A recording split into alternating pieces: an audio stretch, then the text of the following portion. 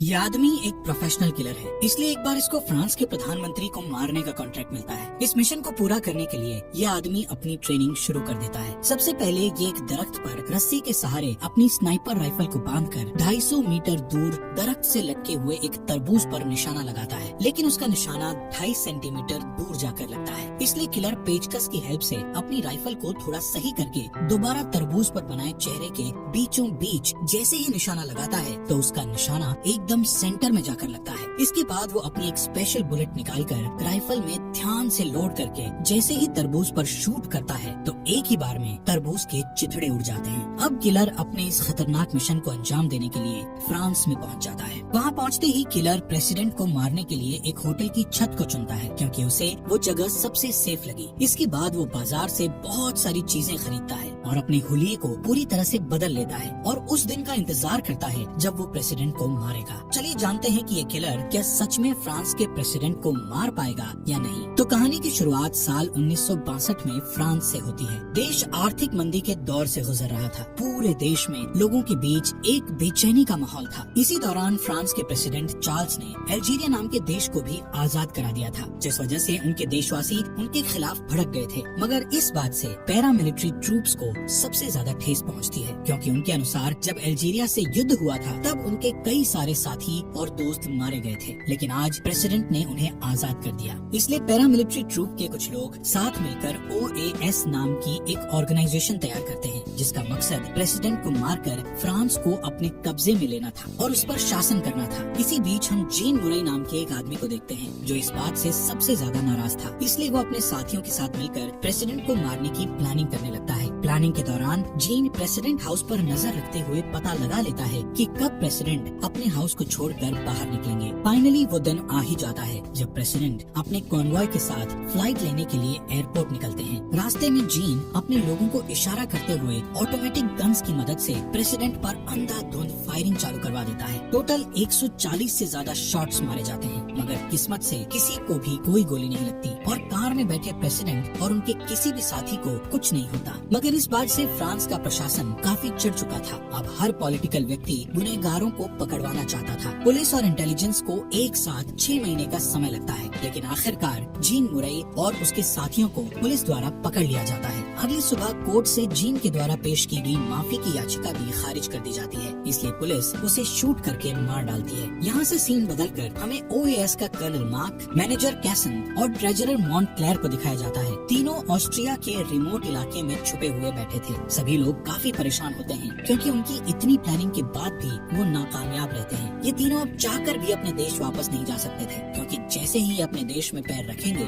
इनकी पहचान होते ही इन्हें गिरफ्तार कर लिया जाएगा। कर्नल रॉलैंड समझ चुके थे कि वो चाहकर भी खुद प्रेसिडेंट को नहीं मार सकते और न ही उनका कोई देशवासी, क्योंकि अथॉरिटीज के पास हर एक व्यक्ति की जानकारी उपलब्ध थी। इसलिए रॉलैंड के अनुसार वो इस काम के लिए एक फॉरेनर को हायर करना चाहता था। 3 महीने की खोज तलाश के बाद रॉलैंड को एक ऐसा व्यक्ति मिल ही जाता है जिसका हिटमैन्स की दुनिया में सबसे अच्छा रिकॉर्ड है, यानी नो फेलियर टिल डेट। और अब रॉलैंड जैकाल नाम के इस व्यक्ति को वियना बुला लेता है। जैकाल उसका कोड नेम है। ये नाम वो मिशन के दौरान यूज किया करता था। वियना आकर उसकी मुलाकात OAS के तीनों हेड से होती है। जैकाल अपने काम में काफी माहिर था, सभी काम काफी बारीकी के साथ किया करता था, इसलिए वो सबसे पहले तीनों को बताता है कि मैंने तुम्हारी फाइल पढ़ी है, मुझे सब पता है। जैकाल इस काम को करने के लिए $5 लाख की मांग रखता है, क्योंकि जो भी व्यक्ति इस काम को करेगा वो कभी कोई दूसरा काम नहीं कर पाएगा। OAS के तीनों लोग $5 लाख के लिए मान जाते हैं। साथ ही जैकाल रॉलैंड से इस बात को सीक्रेट रखने के लिए कहते हुए वहाँ से निकल जाता है। जैकाल अपने काम की तैयारी के लिए अपने दुश्मन के बारे में जानने के लिए हर एक छोटी छोटी डिटेल के बारे में पढ़ना शुरू कर देता है। जल्दी ही वो 2 नकली पासपोर्ट बनवाकर पेरिस के लिए रवाना हो जाता है। पेरिस पहुँचते ही जैकाल सबसे पहले प्रेसिडेंट चार्ल्स के बारे में पता करता है। सारी बातें जानने के बाद वो जाकर ऐसी जगह खोजने लगता है जहाँ से प्रेसिडेंट को मारा जा सकता है। किस्मत से उसको ऐसी जगह मिल जाती है, क्योंकि यहाँ कुछ ही समय में प्रेसिडेंट अपना भाषण देने वाले थे। जगह फाइनल करके जैकाल बेल्जियम के 2 ऐसे लोगों को कॉल करता है जो अपने काम में बेहद माहिर हैं। पहले तो वो जाकर एक हथियार बनाने वाले से मिलता है और उसे अपनी कुछ स्पेसिफिक रिक्वायरमेंट्स बताकर 2 हफ्ते में गन को डिलीवर करने को कहता है। दूसरा बंदा उसके लिए सभी तरह के फ्रेंच पेपर वर्क के काम को देखेगा। इस तरीके से जैकाल अपनी तैयारियों में जोरों शोरों से लगा हुआ था। जल्द ही हम डेनी नाम की लड़की को देखते हैं जिसे यहाँ ओएस के लोगों ने मिनिस्टर सेंट क्लेयर को प्यार के जाल में फंसाने के लिए भेजा हुआ था। उसका काम सारी जरूरी जानकारी निकलवाकर ओएस के लोगों तक पहुँचाने का था ताकि उनको गवर्नमेंट की हर एक हरकत के बारे में पता चलता रहे। देखते ही देखते 2 हफ्तों का समय गुजर जाता है और जैकाल को उसके मुताबिक बनी गन मिल जाती है। ये गन पीसेस के फॉर्म में थी, यानी किसी एक पीस को देखकर कोई नहीं बता सकता था कि ये एक गन है। गन को असेंबल करके जैकाल उसकी टेस्ट फायरिंग करता है और उसके रिजल्ट से वो काफी ज्यादा खुश होता है क्योंकि ये गन उसकी उम्मीद से कहीं ज्यादा बेहतर थी। वहीं पेरिस शहर में दिन दहाड़े चोरियां होने लगी थी। दरअसल ये काम पैरामिलिट्री के लोग जैकाल के द्वारा मांगे गए 5 लाख USD की मांग को पूरा करने के लिए करवा रहे थे क्योंकि इतना पैसा उनमें से किसी के पास नहीं था। इसलिए ओएस के लोग बैंक को लूटने का प्लान बनाकर भरी बाजार में बैंक की पैसों से भरी वैन को लूट लेते हैं, मगर उनके भागने से पहले पुलिस वहां आ जाती है और दोनों तरफ से ताबड़तोड़ गोलियां चलाने लगती है। लेकिन कैसे भी करके ओएस के बाकी लोग भागने में सफल रहते हैं, लेकिन उनका एक बंदा पुलिस द्वारा पकड़ लिया जाता है। ये बात अब फ्रेंच अथॉरिटीज तक भी पहुंच चुकी थी और देश में हो रही चोरियों से सभी काफी ज्यादा नाराज थे।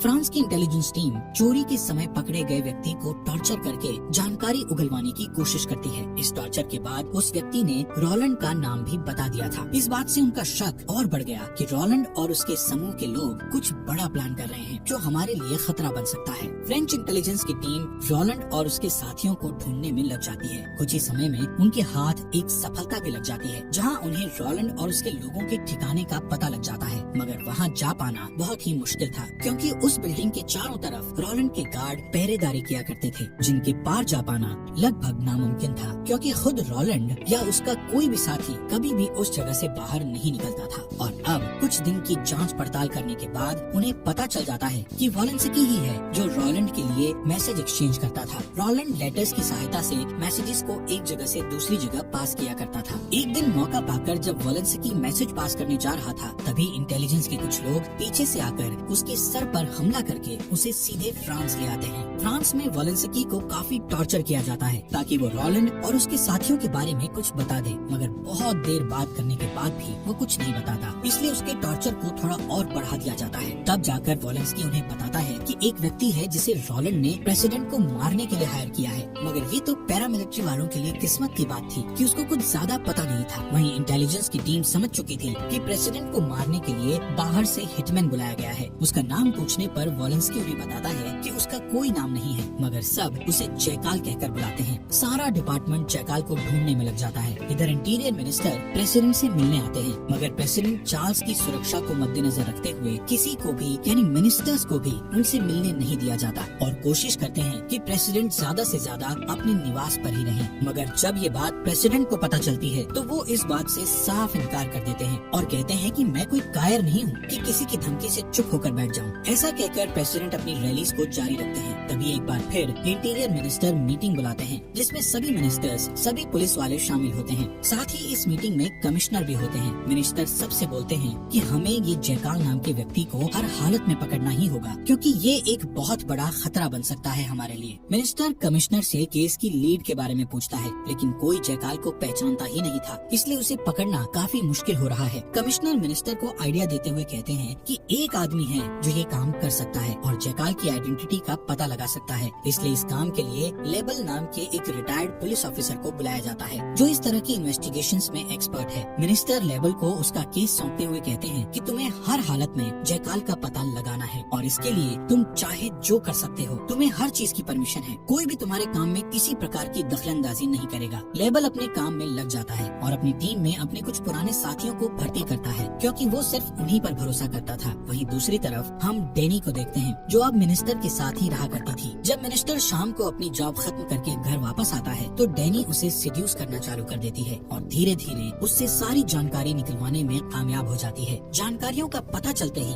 डेनी कॉल करके सारी जानकारी ओएस के विलियम नाम के एक व्यक्ति तक पहुंचा देती है जिससे कि आगे के काम में कोई प्रॉब्लम न हो। इधर थॉमस नाम का पुलिस ऑफिसर भी जैकाल के पीछे पड़ा हुआ था। थॉमस जाकर मिनिस्टर से मीटिंग करता है और जैकाल के बारे में जानकारियाँ इकट्ठी करना शुरू कर देता है। इससे हम समझ सकते हैं कि पूरे देश में जैकाल की वजह से कैसा हड़कंप मचा हुआ है। पुलिस वाले एक स्पेकुलेशन बनाते हैं कि जैकाल एक ब्रिटिश नाम लगता है और काफी लोगों को ऐसा शक भी था कि ये व्यक्ति कोई ब्रिटिशर हो सकता है। इसलिए ये लोग ब्रिटिश पुलिस को कॉल करके जैकाल नाम के व्यक्ति के बारे में पूछते हैं, मगर यहाँ उनके हाथ निराशा के अलावा और कुछ नहीं लगता। तब पूरा डिपार्टमेंट जैकाल नाम को डिकोड करने की कोशिश करता है, जिससे इन्हें पता चलता है कि जैकाल भी एक फ्रेंच व्यक्ति है। इसलिए लेबल इस बीच जितने भी लोग शहर में आए हैं उन सभी का पासपोर्ट चेक करने लगता है। तभी इन्हें पॉल नाम के व्यक्ति का पता चलता है। लेकिन जैकाल इस समय जिस व्यक्ति की आइडेंटिटी यूज कर रहा था उस व्यक्ति की मौत 2 साल की उम्र में ही हो चुकी थी। इसलिए पूरा डिपार्टमेंट पॉल नाम के आदमी को ढूंढने लग जाता है। जैकाल जो कि अभी भी अपनी प्लानिंग में लगा हुआ था, वो बेल्जियम के उस आदमी से मिलता है जो उसका पेपर वर्क करने वाला था, मगर अब इस व्यक्ति के मन में लालच आ चुका था। इसलिए मजबूरन जैकाल को उस व्यक्ति को मारना पड़ता है। जैकाल का राज खुल चुका था। ये बात रोलैंड को पता चल चुकी थी, इसलिए वो कॉल करके जैकाल को समझाता है और मिशन अबॉर्ट करने के लिए कहता है, मगर जैकाल ये कहते हुए इनकार कर देता है कि अगर मैंने एक बार मिशन ले लिया तो उसे मैं पूरा करके ही रहता हूँ। जैकाल जाकर एक होटल में रुकता है जहाँ वो बेरनीस नाम की एक लड़की को सीड्यूस करना चालू कर देता है। पॉल के नाम से चेक इन करने की वजह से तुरंत उसकी खबर पुलिस तक पहुँच जाती है। सुबह होते होते पुलिस होटल पर रेड मारते हुए पूरे होटल को चारों तरफ से घेर कर जैकाल का रूम चेक करती है, मगर उन्हें वहाँ कुछ नहीं मिलता। दरअसल ऐसा इसलिए हुआ क्योंकि जैकाल ने अपनी सारी रात उस लड़की के साथ बिताई थी जिसे वो सीड्यूस कर रहा था और सुबह होते ही वो वहाँ से निकल गया था। जल्द ही ये बात पुलिस को भी पता चल जाती है, इसलिए वो भी सीधे जाकर बेरनीस से पूछताछ चालू कर देते हैं, लेकिन वो लड़की उन्हें कुछ नहीं बताती। तभी हमें जैकाल को दिखाया जाता है जो गाड़ी लेकर भागने की कोशिश कर रहा होता है, मगर दुर्भाग्य से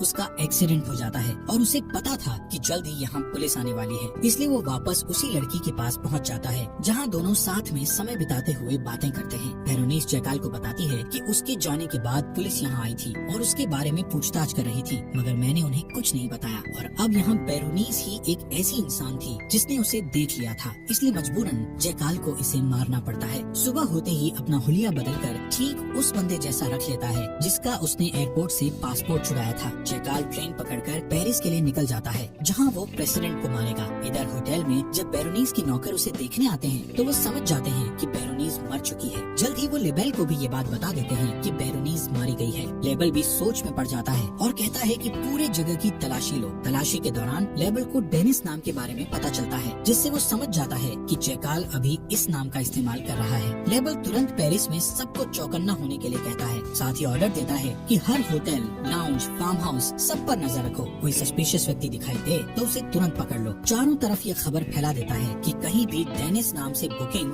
या एंट्री आए तो उसे पकड़ लेना। लेकिन जैकाल बहुत चालाक है, वो सीधे एक टर्किश बाथ हाउस में जाकर एक आदमी से दोस्ती कर लेता है ताकि वो उसके यहाँ पनाह ले सके। दूसरी तरफ लेबल मिनिस्टर के साथ उस मीटिंग में बैठे सभी लोगों के कॉल टेप कर रहा होता है, जहाँ उसे पता चल जाता है कि सेंट क्लेयर नाम के मिनिस्टर के घर में कोई लड़की रहती है जिसका नाम डेनी है। वो OAS वालों तक सारी जानकारी पहुंचा रही है, जिस वजह से वो पहले ही जैकाल को आगाह कर देती है। यही वजह है कि हम जैकाल को नहीं पकड़ पा रहे हैं। और जब ये सारी बात सेंट क्लेयर को पता चलती है तो वो बहुत सारी गोलियां खाकर अपनी जान दे देता है। लेबल अपने सभी लोगों को बताता है कि प्रेसिडेंट ने वर्ल्ड वॉर 2 में लड़ाई की है, इसलिए वो लिबरेशन डे पर भाषण देने जरूर आएंगे। वही एक सबसे अच्छा मौका है जैकाल के पास प्रेसिडेंट को मारने का। इसलिए लेबल पुलिस से बात करके सभी जगह की सिक्योरिटी को बढ़ा देता है, जिससे कोई प्रेसिडेंट के आसपास भी ना आ सके। दूसरी तरफ जैकाल उस आदमी को भी मार डालता है जिसके यहाँ वो अभी रुका हुआ था, ताकि वो कोई सबूत पीछे न छोड़े। फाइनली लिबरेशन डे आ ही जाता है। लेबल को जैकाल का कोई नामो निशान नहीं मिलता, इसलिए वो सबको ऑर्डर देता है कि यहाँ आने वाले हर व्यक्ति की ID को चेक करो। कोई भी बिना ID चेक करवाए अंदर न आए। तभी हम जैकाल को एक हैंडीकैप्ड वेटरन के हुलिये में देखते हैं जो एक नए नाम से गार्ड के पास आता है। वो गार्ड को बताता है कि मैं यहीं का रहने वाला हूँ। ये कहकर वो सीधे अंदर चला जाता है। इधर लेबल चारों तरफ नजर रखे हुए था, मगर उसे कुछ भी गड़बड़ नहीं दिखती।